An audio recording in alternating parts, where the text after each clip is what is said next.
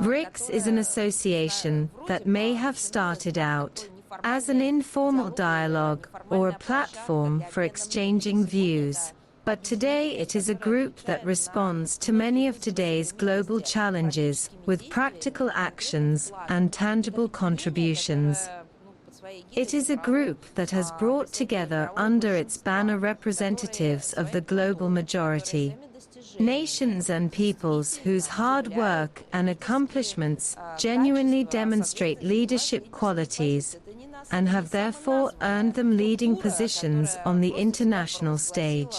This is not a self-proclaimed structure that has declared itself dominant or aspiring to global supremacy.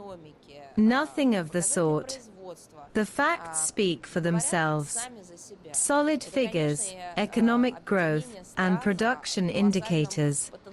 This is also a group of countries with tremendous potential in what is commonly referred to as human resources.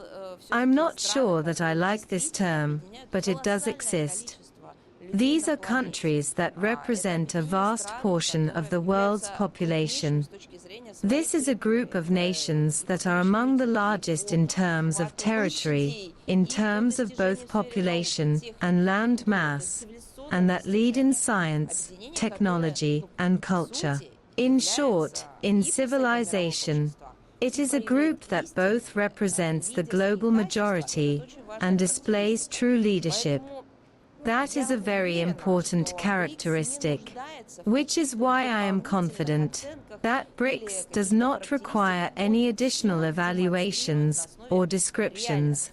It demonstrates everything on its own, through real facts, actual data, capabilities, potential, and achievements. That's it. How one chooses to perceive, that is up to each individual. Some see a positive vision of the future.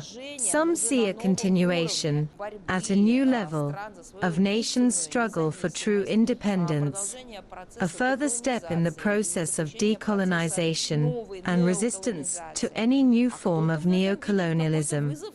And there are those who see in it a challenge to themselves, a form of competition, in regard to a grouping that threatens no one, imposes nothing on anyone, does not unite countries on the basis of opposition to someone else, but instead brings together potential for development, for building a multipolar world, for demonstrating its possibilities, and, in fact, for implementing multipolarity in practice.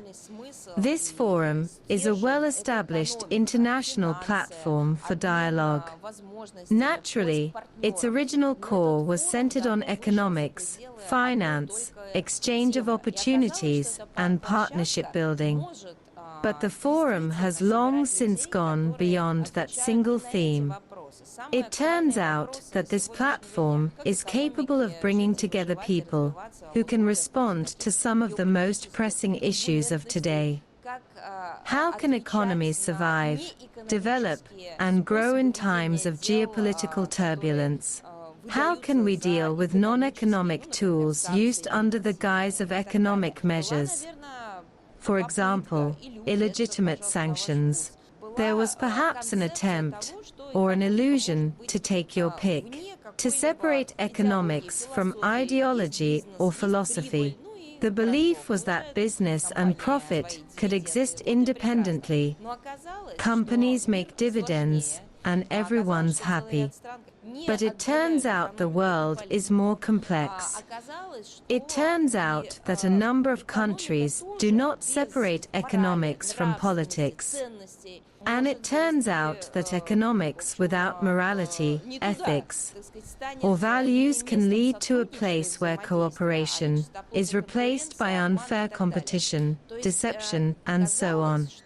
In other words, even when we speak of purely economic and financial matters, it has become clear that we must also talk about values.